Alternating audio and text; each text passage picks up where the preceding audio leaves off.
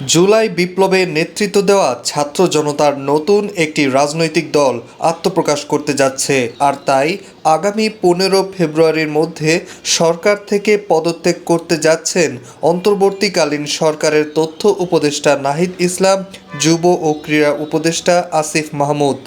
আর আগামী জুন মাসে পদত্যাগ করতে পারেন সরকারের আরেক ছাত্র উপদেষ্টা মাহফুজ আলম, এমনটাই জোর গুঞ্জন উঠেছে।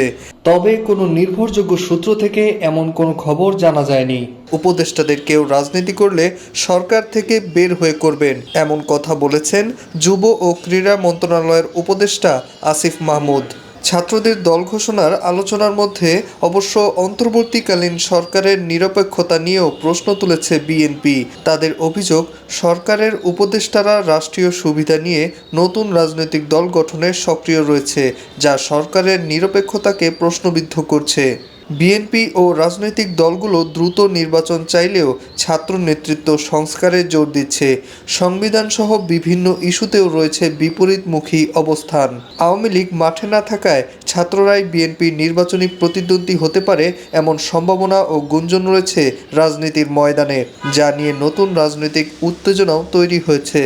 মাঝে মধ্যেই চলছে কথার লড়াই, তবে সময় বলে দিবে নতুন রাজনৈতিক দলের নাম লেখানোর পর অন্যান্য দলের সঙ্গে ছাত্রদের সম্পর্ক কতটুকু মসৃণ হয়।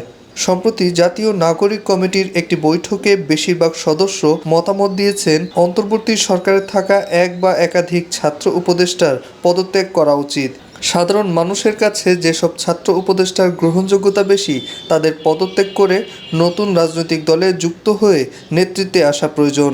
জাতীয় নাগরিক কমিটির কেন্দ্রীয় যুগ্ম আহ্বায়ক আরিফুল ইসলাম আদিব গণমাধ্যমকে বলেন, বাংলাদেশের কৃষক, শ্রমিক, ছাত্র জনতা অধীর আগ্রহে অভ্যুত্থানের নেতৃত্বের দিকে তাকিয়ে আছে।